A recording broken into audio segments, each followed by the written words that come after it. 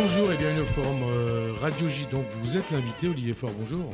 Bonjour Frédéric Aziza. Alors un an après son élection, Emmanuel Macron affronte toujours une impopularité record. La réforme des retraites est passée par là. Dans ce contexte, quelle place et quelle stratégie pour le Parti Socialiste? La NUPES est-elle toujours le point de rencontre idéal pour une gauche, quelque part en recherche de leadership, d'idées et d'avenir? Comment notamment envisager les élections européennes de l'année prochaine? Et puis, c'est-à-dire en se rangeant derrière LFI ou en proposant une liste et une ligne autonome. Mais pour commencer, l'actualité du jour, l'actualité du week-end.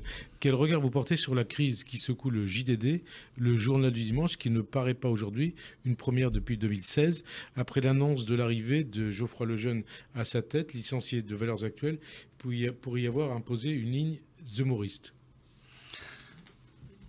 Je suis très inquiet. Très inquiet, pourquoi? Pour tout simplement le pluralisme, parce que je vois l'extrême droite conquérir progressivement des parts de marché supplémentaires, avec notamment Vincent Bolloré, et que, contrairement à ce qu'il avait dit devant la commission d'enquête du Sénat il y a quelques mois, eh bien, il n'est pas un simple investisseur dans les médias, ce qui pourrait se justifier. On a besoin d'argent pour alimenter, pour permettre à des médias de faire face notamment aux GAFAM. Il est quoi, mais là, en l'occurrence, c'est l'ogre que décrit Sénat. C'est-à-dire qu'on a quelqu'un qui cherche non pas simplement à investir financièrement dans la presse, mais qui cherche à influer sur la ligne éditoriale de la presse. Et on le voit, on a aujourd'hui un problème de concentration dans les mains, en l'occurrence de Vincent Bolloré. C'est Paris Match, c'est Europe 1, c'est le Journal du Dimanche, c'est C8, c'est CNews. C'est toute une galaxie, c'est Canal+. C'est toute une galaxie qui se met au service d'un homme et au service, disons aussi les choses, d'une ambition. Il n'a pas été... D'une ambition ou d'une idéologie? D'une idéologie. Et l'ambition, c'est de conquérir le pouvoir. Je rappelle que Vincent Bolloré était derrière la candidature d'Éric Zemmour aux dernières présidentielles. Et le contexte plus général... Alors une précision quand même. Une précision. Vous avez parlé de la commission d'enquête du Sénat. David Assouline, sénateur socialiste, à l'origine de cette commission d'enquête parlementaire sur la concentration des médias. Il voit une preuve, donc l'arrivée de Geoffroy Lejeune, de la construction d'un empire de propagande pour la droite extrême et ses valeurs de haine. C'est une opinion, une analyse que vous partagez? Bien sûr quoi? Bien sûr, je partage cette analyse. Effectivement, on a aujourd'hui la volonté d'un homme d'arriver à conquérir idéologiquement un pays en cherchant à influencer les médias et à prendre progressivement une part supplémentaire. Parce qu'on vient de parler de la presse, mais il ne s'arrête pas là, c'est le domaine de l'édition. Aujourd'hui, vous avez 60% de l'édition qui appartient à Vincent Bolloré, 85% de l'édition scolaire. Vous imaginez ce que ça peut représenter? Ça veut dire que quoi désormais, ça veut dire qu'il y a un risque programmes... pour l'éducation? Ça veut dire qu'il y a un risque aujourd'hui de voir en fait une idéologie très particulière, très spécifique, celle de l'extrême droite, s'imposer à travers ce que l'on dit dans les manuels scolaires et ce qu'on ne dit pas. Et donc il y a évidemment un problème de pluralisme qui est posé. De manière plus générale, si on reprend en fait les chiffres que vous connaissez, qui sont assez inquiétants, vous avez 11 personnes qui aujourd'hui détiennent 60% de la presse nationale, 80% de la presse audiovisuelle, 50% de la presse radio. Parce que comme vous disiez au début de cette émission, ils investissent et sans eux, peut-être que cette presse n'existerait plus. Mais c'est pour ça que j'ai pris la précaution de vous dire que l'investissement, il est nécessaire. Il faut qu'il y ait des gens qui mettent de l'argent dans la presse pour que nous puissions notamment faire face à ce qu'on appelle les GAFAM, qui eux-mêmes produisent maintenant des contenus. Mais il faut que l'indépendance de la presse soit aussi garantie. Et donc, il faut maintenant, ça vraisemblablement, légiférer à nouveau pour permettre l'indépendance des rédactions, faire par exemple en sorte que aucun directeur de rédaction ne puisse être en réalité désigné par les actionnaires, ou en tout cas recevoir l'assentiment de la rédaction elle-même avec une majorité qualifiée qui permettrait là de vérifier que l'indépendance de la presse est bien respectée. Ça veut dire qu'il va y avoir une proposition de loi du Parti socialiste au Sénat ou à l'Assemblée dans ce sens? Ça veut dire qu'on y travaille. Vous y travaillez? Mais oui. Ça dirait quoi précisément? Ce que je viens de vous dire, je pense qu'il faut garantir mieux encore l'indépendance de la presse, des rédactions et faire en sorte que, quels que soient les investisseurs qui peuvent, eux, avoir un intérêt financier, eh bien, il faut que les journalistes puissent continuer à faire leur travail et qu'ils puissent le faire en toute impartialité. La rédaction et tous les services d'ailleurs du JDD, ceux qui sont donc en grève depuis jeudi, se disent écœurés par l'arrivée de Geoffroy Lejeune dans la mesure où, selon la Société des journalistes, la SDJ du JDD, je le cite, il exprime des idées à l'opposé des valeurs que porte le JDD depuis 75 ans. Comment vous imaginez-vous le JDD dirigé par Geoffroy Lejeune avec à ses côtés Charlotte Dornelas? je ne vais pas entrer dans la dystopie, mais enfin, quand même, on sait ce qui se passe. En fait, Geoffroy Lejeune ne vient pas de nulle part, hein. Il était à Valeurs Actuelles.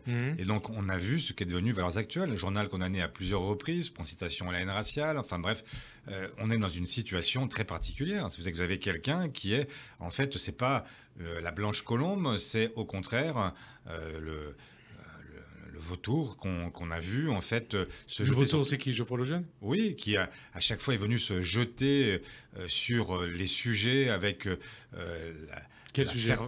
sur l'immigration notamment, sur ces questions-là, qui ont à chaque fois été l'objet d'un traitement très particulier, puisque en fait Geoffroy Lejeune ne s'en cache pas, il est un proche d'Éric Zemmour, il croit au grand remplacement, il est dans une forme de propagande permanente et en dépit de toute forme de réalité. Vous savez que sur la question migratoire, on est très loin du grand remplacement, puisque la population étrangère représente 10% sur notre territoire. Donc on est très très loin de tout ce qui est inventé en permanence, de Renaud Camus jusqu'à Éric Zemmour.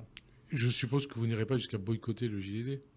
Vous, Olivier Faure, premier secrétaire du Parti Socialiste, et votre parti. Je viens de vous dire que vous avez aujourd'hui 60% de la presse audiovisuelle, 80%, même 95% de la presse hebdomadaire, puisque là, le journal du dimanche, c'est un hebdomadaire, 95% de la presse hebdomadaire qui est tenue par 11 personnes. Dans ces 11 personnes, peu sont orientés à gauche, c'est le moins qu'on puisse dire.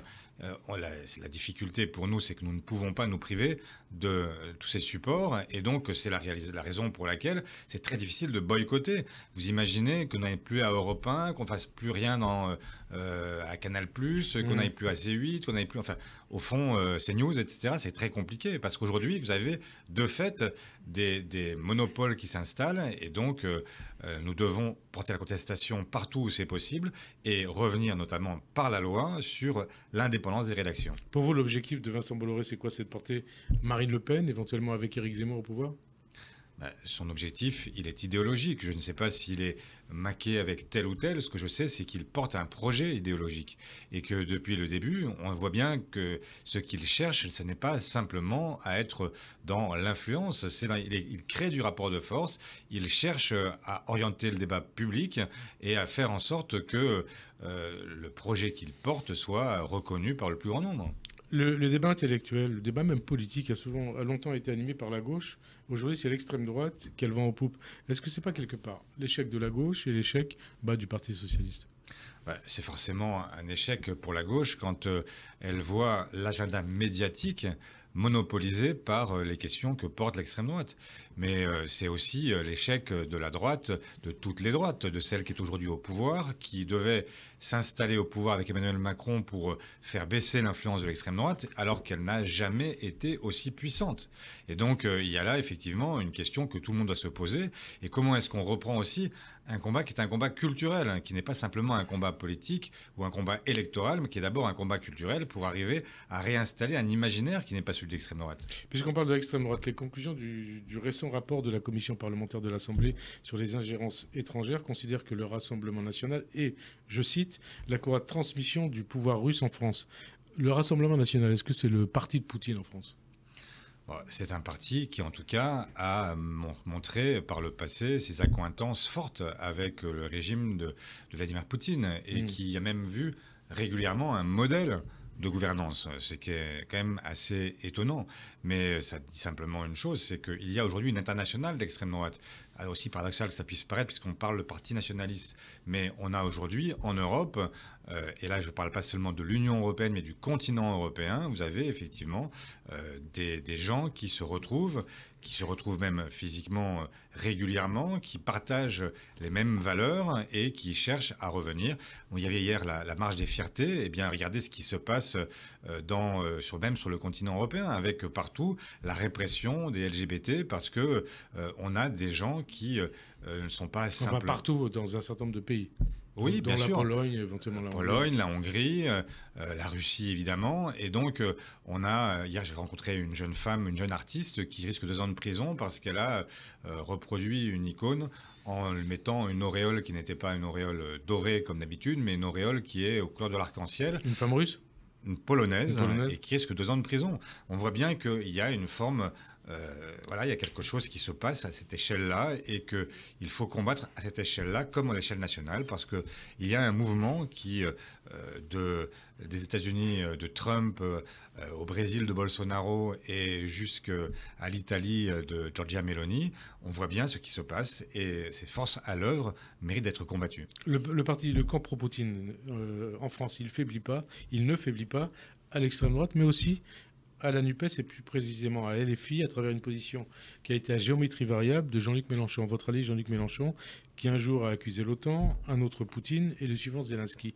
Et puis il y a surtout Ségolène Royal qui a mis en doute certains crimes de guerre de la Russie en Ukraine comme ceux de la maternité de Mariupol ou les massacres de Boutcha. Qu'est-ce que cela vous inspire? Est-ce que ce ne sont pas des alliés encombrants s'agissant de l'Ukraine et de la guerre de Poutine en Ukraine? Ouais, ma position, elle est très claire. Je suis partisan de ce qui des Ukrainiens et de Zelensky depuis le début. Et Mais vous faites ces constats-là sur Mélenchon et Ségolène Royal? J'y viens. Dans ce que j'ai signé, notamment dans le cadre de la NUPES, j'ai signé un accord dans lequel il est explicitement dit que, en fait, le criminel de guerre s'appelle Vladimir Poutine. Et donc qu'il faut reconquérir avec les Ukrainiens l'intégrité territoriale des Ukrainiens. Donc ce que j'ai signé avec eux est très très clair et il n'y a jamais eu la moindre résignation à un flottement sur la question ukrainienne et sur le rapport à la Russie. Je vois effectivement qu'il y a des gens à gauche qui ont parfois bougé et ce qui Mélenchon et Ségolène Royal, par exemple. En l'occurrence, et ce qui me paraît heureux, c'est que l'un comme l'autre, je regarde leurs déclarations récentes, etc., et je vois qu'aujourd'hui, ils ont une parole qui est nettement plus claire et qu'ils se sont rangés du côté de ceux qui se battent aujourd'hui aux côtés des Ukrainiens contre la Russie, qui est le seul agresseur dans cette histoire. Au passage, quel jugement vous portez, c'est l'actualité du week-end aussi, sur Poutine, sa guerre, et puis les derniers rebondissements du week-end avec la rébellion avortée du chef du groupe Wagner, Prigojine. C'est encore la grande confusion. C'est difficile de sortir du café du commerce et je vois des gens qui commentent sans savoir vraiment ce qu'ils commentent. Parce qu'on ne sait pas où on va. On ne sait pas très bien où on va, on ne sait pas très bien quelle est la nature du deal. Ce que je crois, c'est quand même que Poutine est sorti affaibli de cette séquence parce qu'il a fait, à l'insu de son plein gré, la démonstration d'une certaine forme de faiblesse, avec une armée de mercenaires qui est capable d'arriver à 200 km de Moscou et capable de faire fléchir le Kremlin. C'est le début de la fin pour Poutine, là? Je ne sais pas, je n'irai pas. Je serais beaucoup plus prudent. Je le souhaite, mais enfin, parce que même si pas pour être remplacé par Prigojine. C'est de barbare, quelque part. Hein. Exactement, donc c'est pas remplacer l'un par l'autre. Mais je vois quand même qu'il y a aujourd'hui une forme de faiblesse et certainement une opinion publique qui est très loin de soutenir avec la force que l'on dit le Kremlin et qui une opinion est son publique chef Poutine. Russe, vous voulez dire? Oui, bien sûr. Et je vois que les mercenaires de Prigojine sont rentrés comme dans du beurre dans la Russie de Poutine et qu'ils se sont approchés de très près de Moscou. Et donc, il y a qui en repartent à la vitesse grand V. Alors, quelle est la nature du deal? Quelle est la réalité de ce coup de force, de ce pseudo-coup d'État? Je n'en sais rien. En fait, je reste très prudent parce qu'on n'est pas obligé de tomber dans tous les panneaux non plus. Alors, une guerre en Ukraine, en partie, à l'origine du crise de l'énergie sans précédent depuis 1973. Le constat fait par tous les experts, c'est que l'avenir passe plus que jamais par le nucléaire. Est-ce que vous souscrivez à cette thèse, Olivier Faure? Plus que jamais, notre souveraineté énergétique est en question. Plus que jamais, nous avons besoin de nous garantir des ressources énergétiques. Et il faut évidemment d'abord les chercher du côté du développement durable. Mais il faut aussi considérer l'énergie. D'abord le développement durable ou d'abord le nucléaire? D'abord le développement durable, parce que c'est la seule énergie qui soit une énergie d'avenir pour les générations qui viennent. Mais il faut considérer évidemment avec beaucoup de réalisme le fait que l'énergie nucléaire est une énergie de transition et que nous ne pourrons pas nous en passer à court terme parce que évidemment nous avons besoin... Quand vous dites à court terme, ça veut dire jusqu'à quand? Tant que nous n'aurons pas des ressources produites par l'énergie renouvelable qui soient de nature à remplacer complètement l'énergie d'aujourd'hui, nous aurons besoin de recourir au nucléaire. Donc ça peut durer un siècle, hein.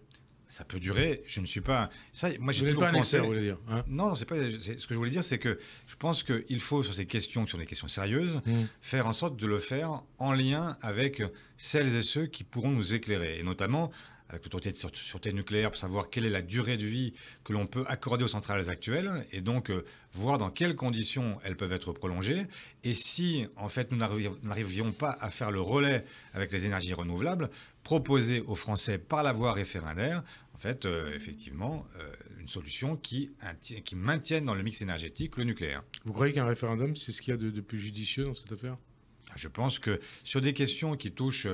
C'est pas les responsables politiques qui doivent prendre leurs responsabilités? Mais je prends les miennes, je vous dis ce que j'en pense. Je vous dis, moi, alors que ce n'est pas forcément populaire, je vous dis que nous ne pouvons pas nous passer à court terme du nucléaire, que nous devons considérer que les énergies de transition, même si nous n'avons pas des ressources en uranium qui dureront les 15 prochains siècles. Donc il faudra bien de toute façon penser autrement l'énergie. Mais pour l'instant, nous avons besoin encore d'énergie nucléaire pour pouvoir satisfaire nos besoins, notamment de décarbonation de nos usages et de l'économie, parce que l'urgence, la grande urgence, celle sur laquelle nous nous battons, eh bien, c'est d'abord celle évidemment, du réchauffement climatique. C'est pourtant pas l'option, la thèse de ELV qui considère qu'il faut se passer du nucléaire. Je pense qu'à terme, ils ont raison, mais à court terme, il y a une nécessité de continuer. C'est difficile de considérer que désormais, on demande aux Françaises et aux Français de ne plus circuler, de ne plus téléphoner, de ne plus avoir d'ordinateur, etc. Et ils le savent. Et je pense que même, y compris chez Europe Écologie Les Verts, il y a une évolution. J'ai entendu dans l'élection présidentielle et après même... Notamment Yannick Jadot. Sur la question du grand divergences carénage. entre lui et un certain nombre d'autres... Il y a des débats partout, dans tous les partis politiques, et c'est heureux. Mais je vois quand même que sur la question du grand carénage, par exemple, il y a eu une évolution. Et après, là où ils ont raison de nous alerter, c'est qu'il faut aussi, dans cette étape qui est juste devant nous, avant qu'on ait tous les moyens énergétiques renouvelés et renouvelables, eh bien, il faut aussi aller vers plus de sobriété, parce que nous sommes dans une urgence qui suppose que nous allions le plus vite possible et que nous fassions en sorte de ne pas abandonner à nos enfants, à nos petits-enfants et à ceux qui leur survivront une planète qui serait totalement dégradée. Alors, toujours environnement, écologie, est-ce que vous comprenez l'opposition des écologistes et de LFI à la construction en cours, et c'est pas un projet, c'est une construction en cours, de la ligne ferroviaire Lyon-Turin qui avait été décidée sous Lionel Jospin en 2001? Et est-ce que sur ce dossier, vos amis ou vos camarades de LFI et de EELV se trompent? J'aimerais les convaincre, effectivement. Vous êtes pour vous, hein? Oui, nous sommes favorables au Lyon-Turin pour des raisons qui sont justement écologiques. Alors, il faut prendre en considération toutes les alertes qui sont données sur les nappes phréatiques, etc. Il faut tout prendre en considération. Mais la réalité, c'est que si vous voulez continuer à avoir des échanges avec l'Italie, et que l'Italie ait des échanges avec le reste de l'Europe. Notamment l'Espagne et les autres pays méditerranéens. Oui, absolument. Pour remonter vers le nord, il faut bien un moment que le fret puisse passer quelque part. Soit il passe par des camions, soit il passe par les voies actuelles, mais qui sont à la fois dangereuses et en même temps qui sont très engorgées et qui sont aussi très vieillissantes. Ce qui interdit aujourd'hui, ce qui a obligé à une baisse de fréquentation sur cette ligne-là du fret ferroviaire. Et moi, je crois au fret ferroviaire, je crois à la nécessité de le relancer et de faire en sorte que, là aussi, nos usages changent, qu'on préfère le train au camion, parce que, évidemment, c'est infiniment moins polluant. Et donc, nous allons continuer à échanger, nous le savons tous. C'était en 2001, justement, la position et de Lionel Jospin, mais aussi de sa ministre de l'Environnement, Dominique Voynet, et son ministre des Transports, Jean-Claude Guessot. Oui, et c'était aussi la position, à l'époque, de René Dumont, décédé depuis, mais en fait qui est le père de l'écologie politique en France. Et comment vous expliquez que les écologistes et LFI aujourd'hui aient une position totalement opposée à celle-ci? Je ne me l'explique pas, je pense qu'il y a besoin... C'est une raison politicienne? C'est quoi? Non, je pense qu'il y a des convictions profondes chez eux, certainement la volonté de ne pas réentamer de grands travaux d'infrastructure. Mais ils sont déjà lancés, hein? Oui, bien sûr. Non, mais enfin, je pense qu'il y a chez eux la volonté de ne pas prolonger, relancer des grands travaux d'infrastructure. Et parfois, ils ont raison. Je pense qu'à Sainte-Soline, ils avaient raison. Je pense que sur le tunnel, je pense qu'ils avaient raison sur, comment s'appelait ce projet dans le Val d'Oise, dont j'ai oublié le nom, mais qui le a centre été commercial sur le grand centre commercial. Effectivement, ils avaient raison là aussi. Mais sur le Lyon-Turin, je pense qu'ils ont tort. Alors, à l'origine des manifestations parfois violentes contre la ligne Lyon-Turin et aussi, surtout, contre les méga-bassines de Sainte-Soline dont vous venez de parler, ou les serres expérimentales de la région de Nantes, l'association Soulèvement de la Terre, qui a été dissoute mercredi au Conseil des ministres. La NUPES, dont le PS a dénoncé cette dissolution, est-ce à dire, Olivier Faure, que la désobéissance civile, passant par la violence, est une forme d'action une forme d'action politique parfaitement acceptable? Mais d'abord, je ne sais pas... il y a la désobéissance civile, ça a toujours existé. Et il ne s'agit pas de reconnaître la violence, mais de considérer que dans une démocratie, on a besoin d'avoir aussi des contre-pouvoirs. Et les soulèvements de la Terre, qui est en réalité une nébuleuse d'organisations qui en sont membres, eh bien, fait partie de ces contre-pouvoirs nécessaires et qui sont là pour lancer l'alerte. Et quand on reprend l'épisode de Sainte-Soline, la réalité, c'est que je ne sais pas d'où vient la violence. Il y avait certainement des gens qui venaient de toute l'Europe. Enfin, on l'a vu sur les images. Oui, on l'a vu. Elle venait des manifestants, les policiers n'ont fait que répliquer à la violence des manifestants. En fait, je crois qu'il y avait des gens, des activistes ou des gens qui n'avaient rien à faire à cet endroit, au milieu des familles, pour venir en découdre avec la police. Mais comme vous avez des black blocs qui rentrent dans toutes les manifestations sociales, et vous avez des gens des soulèvements de la Terre qui étaient venus pour manifester.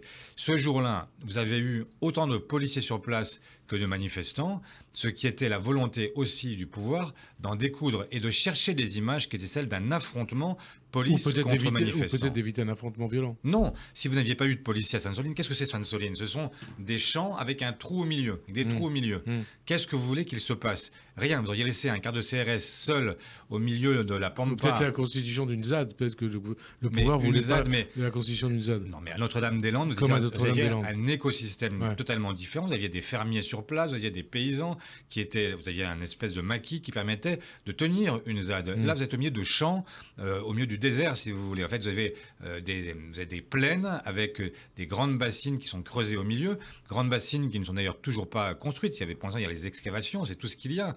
Et donc, qu'est-ce que vous vouliez qui se passe? Vous aviez 15 personnes qui restent au milieu du trou, et ils auraient été délogés quelques jours plus tard. Mais la vraie question, et c'est là qu'il faut se poser la question de la violence qui est faite au monde paysan. Quand vous avez quelques personnes qui privatisent la ressource en eau, les grandes bassines, c'est pas simplement de la rétention de l'eau qui tombe du ciel, c'est d'aller piocher, puiser dans la nappe phréatique, la privatiser pour quelques-uns au détriment de tous les autres. La violence fondamentale, elle est là. Et les gens qui manifestent contre ces bassines, eh bien, c'est évidemment ce qu'ils cherchent à nous rappeler. Et cette question de l'eau est une question qui va devenir centrale. On a parlé d'énergie, mais la question de l'eau va devenir aussi centrale. On voit bien aujourd'hui les départements qui en sont privés. On voit déjà les conséquences de ce réchauffement climatique qui produit sécheresse, puis ensuite inondation parce que les sols n'absorbent plus l'eau comme il le faudrait. Et donc, cette question-là, elle est devant nous. Et on ne peut pas laisser aujourd'hui business as usual. On ne peut pas laisser, en fait, des gens s'accaparer des biens communs. Et donc, il est logique qu'il y ait des gens aussi qui alertent. Et il est aussi logique qu'on défende aujourd'hui les soulèvements de la Terre parce que de toute façon, personne ne dissoudra ces mouvements. Ces mouvements, ils reviendront sous une forme ou sous une autre, organisés ou inorganisés. Parce que la jeunesse, aujourd'hui, elle est dans la rue, elle est dans les manifestations. Et quand elle est violente ? Mais il ne s'agit pas de... Quand il y a des violences, les gens qui sont violents doivent être arrêtés, interpellés, arrêtés, jugés, condamnés. C'est aussi simple que ça. Mais on ne peut pas condamner des mouvements qui ont vocation à alerter sur les dangers que nous courons toutes et tous ensemble. Dans l'actualité, il y a aussi l'annulation par le tribunal administratif de Paris de l'arrêté d'agrément accordé par Matignon, donc cité sous Jean Castex, à l'organisation Anticor. Une décision de justice qui fait suite à une plainte de 2 anciens membres d'Anticor, Claude Bigel et Yves Sassio, qui dénonçaient l'opacité du fonctionnement de l'association et l'importance prise par l'un de ses principaux donateurs, Vinci Guerra. En clair, ce retrait de l'agrément d'Anticor n'a rien de politique. C'est une décision de justice. Vous y soumettez ou pas ? Mais je suis bien obligé de m'y soumettre. En fait, je ne vais pas aller prendre par la force le tribunal et les obliger à quoi que ce soit. Je crois qu'il y a un appel qui est malgré Mais c'est tout. pas le pouvoir qui l'a décidé, parce qu'on a entendu des déclarations, notamment de Mathilde Panot, accusant le pouvoir d'avoir décidé ça. Non, je vous dis les choses telles que je les pense. Mm. Il y a une décision de justice. Maintenant, il y a en fait à Matignon la possibilité de redonner un arrêté d'agrément à cette organisation qui là aussi est un contre-pouvoir et qui est un contre-pouvoir important. Ils sont partie civile dans, je crois, 150 affaires Donc qui vous visent quoi les élites ou les élus. Donc et donc moi je demande au gouvernement, je demande à Madame Borne de bien vouloir redonner un agrément, comme ça lui a été demandé d'ailleurs par Anticor, un agrément qui permet à Anticor de se porter partie civile. Autrement, ils vont disparaître de toute une série de procédures qui sont entamées et c'est extrêmement préjudiciable parce qu'ils sont parmi les organisations non gouvernementales, celles qui, avec le plus de constance, plaident pour la transparence, pour la justice, pour la lutte contre la corruption. Et vous avez des affaires extrêmement graves aujourd'hui. Est-ce que vous ne pouvez pas avoir d'un côté un gouvernement où tout le monde, ou presque, enfin j'exagère un peu, mais enfin, vous avez un tiers du gouvernement qui est mis en examen. Un tiers du gouvernement, vous exagérez un peu. Vous en avez qui ont maille avec la justice, ça doit bien être un tiers. Et je Et parle uniquement de ceux qui sont je parle que de ceux qui sont encore au gouvernement. Je parle même pas de ceux qui ont déjà dû le quitter. Donc on a quand même un gouvernement qui est qui est très singulier en cette matière. Ça ne s'est jamais vu. Et au moment où on a ce gouvernement, vous avez parallèlement l'organisation qui lutte contre la corruption, qui elle est privée d'agrément. Donc je pense que le geste que devrait produire effectivement Madame Borne, c'est de rendre cet agrément à Anticor. Ça veut dire que vous demandez à la Première ministre, chef du gouvernement, d'aller contre une décision de justice? Non, elle a la possibilité de redonner un agrément. Et ensuite, la justice a demandé un certain nombre de comptes à l'association Anticor. Il faudra qu'elle réponde aux interpellations sur la transparence de ses propres comptes, etc. Et sur la place prise par tel ou tel. Mais ça n'empêche pas que cette association, elle doit continuer à exister. Parce qu'en l'occurrence, moi, ce que je vois, et je vous le dis, en fait, Anticor, c'est pas une association qui a été fondée par le Parti socialiste. C'est Eric Alphen qui en est l'auteur qui était à l'époque pas très loin de l'opposition de gauche à l'époque contre le système Chirac. Mais je crois que Eric Alphen a été candidat du MoDem en fait en 2017. Pas du MoDem, du MoDem ou même de Renaissance, de La République En Marche. Je crois que c'était un candidat de La République En Marche. Bon, écoutez. C'était créé longtemps avant. Enfin bref. Oui, peu importe. Ce que je dis simplement, c'est que c'est Eric Alphen qui en était l'auteur initial et que cette association n'est pas là pour me faire plaisir. Et elle a vocation à lutter contre la corruption où qu'elle se niche. Et elle peut se nicher dans n'importe quelle formation politique. Mais pour éviter qu'il y ait cette forme de repli partisan avec des gens qui se couvrent les uns les autres, il y a des organisations qui sont nées pour dire la transparence, on la doit aux Françaises et aux Français. La lutte contre la corruption c'est évidemment là aussi un élément central. Et quand je vois ce qui se passe au Parlement, ce qui s'est passé au Parlement européen, je suis fier que quelqu'un comme Raphaël Glucksmann, qui est dans le groupe social-démocrate au Parlement européen, que j'ai soutenu dans la dernière campagne des européennes, soit aujourd'hui au premier poste sur ces combats-là. Autre sujet, il y a beaucoup de questions encore à vous poser. Le 14 juin, un chalutier parti de Libye a coulé alors qu'il faisait route vers l'Italie. Bilan, au moins 600 morts. 600 morts sans véritable mobilisation internationale. Une mobilisation internationale constatée pourtant à l'occasion de l'accident du sous-marin Titan disparu au large des côtes américaines avec 5 hommes à bord. 5 milliardaires. Qu'est-ce que ça vous inspire? Qu'est-ce que ça dit de l'état du monde et puis aussi de l'état de l'information? Quand il y a eu ce naufrage de ce bateau de migrants, je me suis étonné de voir qu'un seul journal en faisait sa une, le journal Libération en l'occurrence. Et ça dit quelque chose. Et donc le parallèle, il est justifié le parallèle qu'on peut faire entre ces deux naufrages. Mais oui, parce qu'il y a un effet de sens qui est évident. En fait, vous avez une mobilisation de plusieurs pays qui mettent des centaines de milliers d'euros pour aller à la recherche de ces 5 milliardaires qui sont partie de leur plein gré. Dans leur disparition, dans la disparition, est un drame. Mais bien sûr. Et c'est pas parce qu'ils sont milliardaires qu'ils n'ont pas le droit à la vie. Et moi, je suis évidemment pour qu'on les secourt. Mais il y a une telle disproportion de l'intérêt porté sur les uns et le désintérêt sur les autres, les moyens mis à disposition pour aller rechercher 5 personnes et l'absence de moyens. Pourquoi, d'après vous? Pour pouvoir... Parce que tout simplement, on a aujourd'hui une forme de... Je pense... il y a quelque chose qui s'est passé dans l'opinion publique, dans la façon dont on a été progressivement mitridatisé par les drames et notre conscience universelle faiblit progressivement et on finit par se dire qu'il y a des gens qui ne méritent peut-être pas notre attention. Des gens, par exemple, quand ils viennent d'Afrique ou du Maghreb? Mais spécifiquement, enfin, on vient de parler du Titan et de ce bateau qui a coulé. On pourrait même parler aussi du parallèle qu'on peut faire entre l'accueil réservé aux Ukrainiens et l'accueil réservé aux populations subsahariennes ou maghrébines. Et là Vous aussi, pensez qu'il y a une forme de racisme derrière? Ben, je pense qu'il y a effectivement une forme de distinction qui s'apparente parfois à du racisme.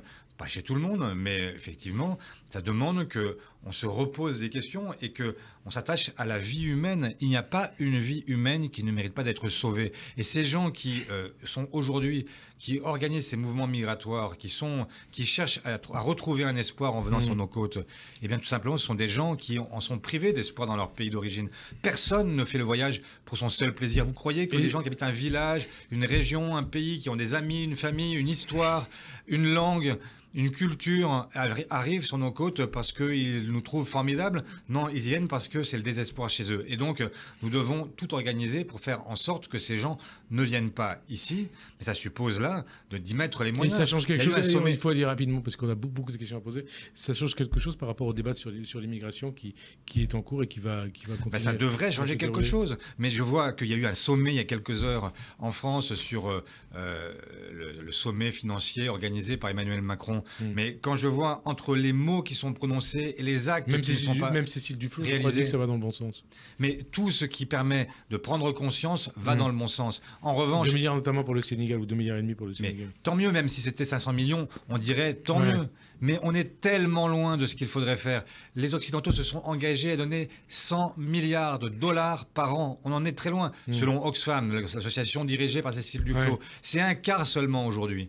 Et on voit bien que même la France, qui verse 6 milliards par an, 6 milliards essentiellement sous la forme de prêts remboursables, très peu sous la forme de dons. Et donc, on voit bien qu'on est très très loin du compte. On est très très loin de la possibilité pour ces pays de faire face au réchauffement climatique, alors qu'ils n'en sont pas responsables. L'Anthropocène, ce mouvement qui nous conduit au réchauffement climatique aujourd'hui, eh bien, les pays qui sont aujourd'hui les premiers à souffrir du réchauffement climatique sont absolument pour rien dans ce réchauffement. Quand on prend l'exemple de la Somalie, c'est 0,03% du réchauffement climatique.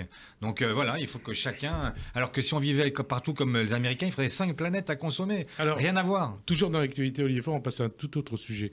Enfin, un tout autre sujet qui a un rapport quand même, parce qu'il s'agit de racisme. Ces insultes au relent antisémite proférées mercredi par Frédéric Tronche, un militant de la CGT cheminot contre Éric Zemmour, à bord d'un train pour Limoges. Compte rendu par le militant en question sur sa page Facebook, Zemmour dans mon train, je vérifie si le train va bien à Limoges, peur qu'il aille en Pologne. C'est lui qui l'a écrit, Frédéric Tronche. Version de Zemmour certifiée par des policiers assermentés, tu prends le train pour la Pologne. Qu'est-ce que ça vous inspire? Et qu'est-ce que ça, d'autant plus, qu'est-ce que ça vous inspire dans la mesure où Sophie Binet, la secrétaire générale de la CGT, a posté un tweet en défense de son militant, remplaçant au passage la destination Pologne par Vichy, avec à la clé un emoji d'un visage représentant un fou rire. Est-ce vraiment une réaction digne de la patronne de la CGT? Peut-on, comme elle l'a fait, plaisanter avec des propos au relent antisémites?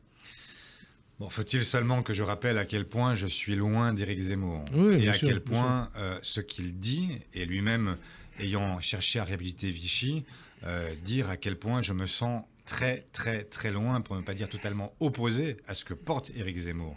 Cependant, il y a plusieurs versions qui traînent, etc. Mais si la version du militant a été écrite. Si la version qui est la blague sur la Pologne, et en Pologne, bien, en fait, tout le monde se souvient donc Auschwitz, notamment Auschwitz, eh bien, effectivement, la blague est plus que douteuse. Et elle a, même si je crois savoir que ce militant n'est pas du tout un militant connu pour des positions antisémites, mais en tout cas, la blague, elle l'est. Et donc, à ce titre, elle est condamnable. Et je regrette que quelqu'un qui porte le combat syndical, le combat de la CGT, Non, je parle de Tronche, ait pu prononcer ces mots, s'il les a prononcés, parce que il y a là, évidemment, quelque chose qui est à l'opposé aussi des valeurs que porte la CGT. Et alors, justement, Sophie Binet a eu tort alors de le défendre. Mais Sophie Binet, je ne sais pas ce qu'elle savait, ce qu'elle sait de cette affaire, et sans doute, puisque s'il n'a pas prononcé les mots Vichy, ce qui aurait été une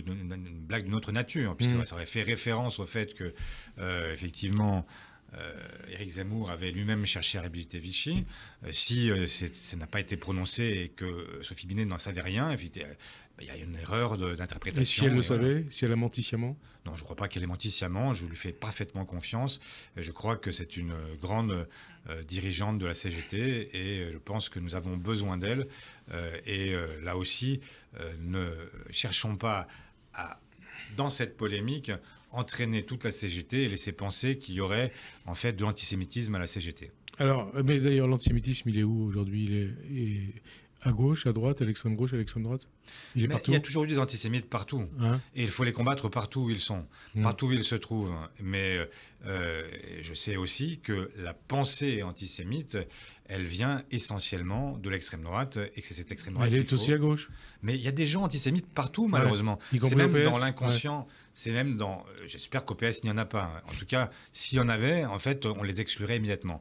Donc, mais ce que je sais, c'est que la pensée antisémite, malheureusement, est une pensée répandue. Elle a été au cours des siècles l'apanage, y compris parfois un apanage religieux, et avec des catholiques qui longtemps ont considéré que c'était le peuple déicide. Voilà. Donc, c'est un combat de tous les jours, et malheureusement, ça fait des siècles que l'antisémitisme. Robert Badinter a dénoncé, il était à votre place il y a quelques semaines, il a dénoncé à ce micro, je cite, un antisémitisme camouflé en antisionisme provenant d'une partie de la gauche. Et il dit derrière les attaques contre le sionisme, il y a l'antisémitisme. Vous faites la même analyse que lui ou pas? Moi, ce que je crois, c'est que quand on a le droit de contester, évidemment, un gouvernement qui est celui de Netanyahou, et qui est un gouvernement largement dans les mains de l'extrême droite israélienne. Et on a le droit de contester la colonisation, je dirais même qu'on en a le devoir. Mais là où il y a une limite qu'il faut se poser, c'est quand il y a des gens qui, au nom des exactions commises par un gouvernement, cherchent à remettre en cause l'existence même d'Israël. Et là, on tombe dans l'antisémitisme. Mais l'antisionisme, je ne sais pas quelle définition vous en donnez. Simplement, ce que je vous dis, c'est que... Mais ce que moi je vous dis, Frédéric Aziza, c'est que dès lors qu'on passe d'une contestation légitime c'est remettre en cause l'existence de l'État d'Israël. Et quand on remet en cause l'existence de l'État d'Israël, effectivement, on bascule dans autre chose. Critiquer la politique du gouvernement israélien, c'est tout autre chose. Retour, Olivier Faure, en France, avec la séquence réforme des retraites, finalement adoptée par le Parlement. Avec dans l'actualité... Non, elle n'a pas été adoptée par le Parlement. Enfin, en tout cas, elle a été adoptée, même si c'est par le 49.3, adoptée par le Parlement. Avec, dans l'actualité, le dernier rapport du corps qui prédit que le système de retraite devrait redevenir déficitaire dans tous les scénarios retenus par le corps dès 2024, malgré la réforme du gouvernement. Est-ce que, quelque part, c'est pas la confirmation que cette réforme était nécessaire et qu'il fallait même peut-être aller plus loin? Ah bah oui, c'est une question qui se pose. Oui, oui. Hein, c'est une question que voudrait nous poser le gouvernement. La réalité, elle est tout inverse. C'est que, en fait, que dit le corps? Il dit qu'il y a un problème de recettes. Mais nous n'avons jamais dit le contraire. Je vous rappelle que dans l'hémicycle, nous avons nous-mêmes tenu un discours qui était très simple, c'est qu'il y a vraisemblablement un problème de financement, mais ce problème de financement ne peut pas être résolu en le faisant supporter par les gens qui ont commencé à travailler tôt, par les femmes qui ont eu des carrières hachées, et donc, par ceux qui ont eu des métiers pénibles. Est-ce que, alors, voilà. Puisqu'il reste 7 minutes, beaucoup de questions, est-ce que, donc, avec la NUPES, avec LFI, avec le PC, vous êtes fixé comme objectif de revenir à la retraite à 60 ans? C'est bien le cas? Oui, l'âge légal, en fait, moi je crois que... Ça coûterait 80 milliards par an? Non, en fait, ça dépend de ce qu'on fait. En fait, vous avez 60 ans, c'est l'âge légal. Ça permet de protéger les gens qui ont commencé à travailler tôt. Et après, vous avez le système d'annuité. Combien d'années de cotisation il vous faut pour arriver à la retraite? Et moi, je plaide pour que le nombre d'années de cotisation soit variable selon la pénibilité. Mais 60 ans, ça serait l'âge légal? Oui, 60 ans, ça peut être l'âge légal. Alors que sous Hollande, c'était 62 ans. La réforme Touraine fait partir les gens à la retraite à peu près 63 ans. Donc, il n'y a pas un bug quelque part? Non, comprenez-moi bien. En fait, 60 ans, c'est l'âge à partir duquel vous pouvez faire valoir vos droits. Mais si vous voulez une retraite à taux plein, il faut qu'il y ait 43 annuités. Ce qui fait, faites vos comptes, en fait, des départs qui sont très différents selon les uns les autres. Là, vous parlez d'une moyenne. Moi, je vous parle, en fait, de catégories différentes. Et donc, je souhaite qu'on distingue selon les catégories. Vous avez des gens qui ont des métiers qui peuvent... Je pense que vous serez très content d'être à 70 ans à Radio J. Et c'est parce que vous avez un métier qui n'est pas un métier pénible, mais qui est un métier très agréable puisque vous me recevez. Et donc, vous avez là la possibilité de continuer plus longtemps. En revanche, si vous étiez au marteau-piqueur, eh bien, là, ce serait très différent. Et donc, je souhaite qu'on distingue et qu'il y ait des années de cotisation qui ne soient pas de même nature selon le métier que vous êtes en train de remplir. 5 minutes. Au moins une dizaine de questions. Est-ce que vous portez, comme Laurent Berger, une crise de la démocratie? Comment on s'en sort? Par un Big Bang social ou par un Big Bang politique avec un remaniement impliquant ou non un changement de Premier ministre? Mais les deux, mon capitaine, en fait, moi je souhaite, évidemment, je pense qu'il y a une crise profonde de la démocratie aujourd'hui. Et comment on en sort rapidement? Et c'est Laurent Berger qui le dit. Je me réfère aussi à Pierre Rosanvallon, qui est un des grands intellectuels français et qui avait même proposé des cours de rattrapage de démocratie à Emmanuel Macron. Nous sommes dans une grave crise où le dialogue social est amputé, où la démocratie parlementaire est totalement méprisée et où vous avez maintenant même, y compris des contre-pouvoirs qui les uns après les autres Big Bang social ou Big Bang politique, remaniement ou pas, changement de Premier ministre Le ou pas? remaniement, ça m'est complètement indifférent. Ou pas? Mais ça m'est complètement indifférent. Si c'est pour faire la même chose, ce sera du pareil au même. Ce que je crois en revanche, c'est qu'il faut faire évoluer nos institutions. Je ne crois pas que la 5e République, elle est à bout de souffle aujourd'hui. On voit bien qu'on est arrivé la 6e République comme Jean-Luc Mélenchon? Mais moi, je ne suis pas pour la 6e, je suis pour la 8e ou la 9e, parce que ça fait très longtemps que nous avons déjà dépassé la 5e. La 5e, c'est 58. La 6e, c'est 62, avec l'élection du président de la République au suffrage universel direct. Puis après, vous avez le quinquennat, puis après, vous avez l'inversion du calendrier, puis etc. Donc, on voit bien que nous n'avons cessé de présidentialiser ce régime. Et donc, nous devons maintenant, au contraire, le parlementariser. Vous êtes toujours pour l'élection du président au suffrage universel? Oui, à une condition, c'est que le Premier ministre soit, lui, élu par le Parlement, qu'il soit obligé de demander la confiance du Parlement, que ce soit lui qui récupère le droit de dissolution et qu'il soit dans un face-à-face avec le Parlement, dans un dialogue permanent avec le Parlement. 4 minutes avant ce qui changerait beaucoup de choses et ce qui nous rapprocherait des démocraties européennes. Dans un an, les européennes, justement. Olivier Faure-Élevée va avoir sa liste, le Parti communiste aussi. Est-ce que dans ces conditions, le PS n'est pas condamné à y aller seul, de son côté, avec sa propre liste et son propre projet? C'est d'autant plus qu'en ce qui concerne l'Europe, vous divergez quand même notamment de LFI. Mais j'ai toujours dit la même chose et je vais vous le répéter à ce micro. Moi, je ne crois pas que ce soit les alliances qui dictent les projets, c'est les projets qui dictent les alliances. Et donc, nous avons... Donc une alliance, elle est impossible avec LFI, c'est ça que vous voulez dire? En l'occurrence, pour l'instant, on a eu des débats qui sont totalement théoriques. Je voudrais savoir ce que portent les uns et les autres et je vérifierai sur pièce ce que portent les uns et les autres. S'il y a des évolutions qui sont très notable, notamment de la part des communistes et des insoumis sur la question européenne. Les ELV va seul. Donc il ne reste plus qu'une possibilité d'alliance entre le PS et LFI. Moi, je suis pour une alliance. Je suis pour que nous ayons une alliance qui corresponde à ce que nous portons ensemble. Donc je veux vérifier avec chacun ce qu'il porte et comment nous avançons. Donc il n'y aura pas d'alliance avec LFI. Il n'y a pas de liste commune. Mais je vois aujourd'hui la difficulté à la montée. En même temps, ce que je voudrais rappeler aussi, pour ne pas dramatiser ce moment-là, c'est que la gauche, en Europe, et en France singulièrement, même quand elles gouvernaient ensemble, il n'y a jamais eu de liste commune. Et donc, ça n'est pas la matrice du rassemblement de la gauche pour les élections présidentielles et pour les élections législatives. S'il y a une liste socialiste autonome, c'est Glucksmann qui sera tête de liste? Mais on en parlera à ce moment-là quand on aura décidé de ce que nous faisons, puisque c'est en octobre que nous prenons notre décision. Avant les européennes, il y a les sénatoriales. Et dans ce cadre, un désaccord avec Anne Hidalgo, qui a refusé d'inclure, a priori, dans la liste des candidats PS à Paris, un représentant de votre courant, donc le courant du premier secrétaire. Où est-ce que vous en êtes? Est-ce que vous confirmez que la Fédération de Paris va être mise sous tutelle du national? J'espère que la raison va l'emporter. J'espère tout simplement que la règle qui veut que chez nous, tout le monde soit représenté en fonction de son poids, eh bien... C'est-à-dire qu'elle est plus raisonnable, Anne Hidalgo? J'espère que toutes celles et ceux à la Fédération de Paris qui aujourd'hui sont arc-boutés sur une liste qu'ils ont composée tout seuls, eh bien... Qu'est-ce que vous lui demandez précisément?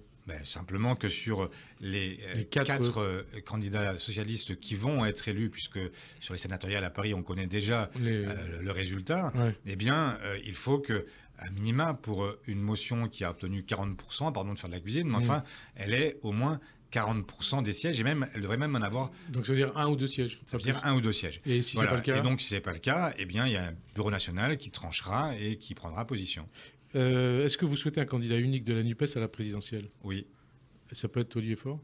Mais ça sera celui ou celle Ouais. qui incarnera le projet commun que nous aurons négocié préalablement. Est-ce que ça peut être Est-ce qu'il peut s'appeler Olivier Faure? Mais ça peut être n'importe qui. Olivier, Ça peut même être Frédéric Aziza, si Je vous crois voulez. pas, non. Mais bon, Bon, Olivier alors, Faure. Non, moi, ce pas que je vous Frédéric dis, Aziza. c'est que la question... Non, enfin, je ne veux pas... On vient de parler des institutions. Ouais. On vient de dire à quel point on les présidentialise. Je vois maintenant la course des petits chevaux qui a déjà recommencé, alors même qu'on est à 4 ans de l'élection présidentielle. Est-ce que c'est certainement... Est-ce que ça sera à coup sûr Jean-Luc Mélenchon? Mais non, ce sera à coup sûr personne. Ce sera... Il y aura quelqu'un, à un moment, qui devra se dégager, mais sur la base d'un projet, là encore. Moi, je ne suis pas prêt à suivre quelqu'un. Vous connaissez l'international, c'est ni Jupiter, ni César, ni tribun. Voilà ce que je crois. C'est que nous devons non pas nous confier à tel ou tel homme ou femme présidentiel, mais nous devons constituer une équipe sur la base d'un projet et qui demain puisse réveiller l'espoir et faire en sorte que nous puissions gouverner différemment ce pays. Est-ce que vous excluez totalement d'être candidat à l'Élysée en 2027? Je n'ai pas à répondre à cette question. Je ne veux pas y répondre parce que je ne veux pas être dans une situation où on recommence cette course incroyable. Donc vous ne l'excluez pas. Tout le monde se met à parler exclusivement des candidatures à l'élection présidentielle. Ça n'est pas seulement une question d'incarnation, c'est d'abord une question de projet et de faire en sorte que nous puissions avancer ensemble. J'en ai ras-le-bol de tous ces gens qui pensent à chaque fois qu'ils sont la solution à eux seuls. Personne n'est la solution. Personne. Et vous pouvez l'être? Mais moi non plus. Ouais. Personne n'est la solution. Merci. Nous sommes toutes et tous à devoir travailler ensemble pour construire un projet et ensuite le porter devant les Français, réveiller l'espoir et ensuite construire la victoire. Merci en tout cas Olivier Faure d'avoir répondu à notre invitation. Bonne fin d'après-midi sur Radio J. À dimanche prochain. Merci. Merci beaucoup.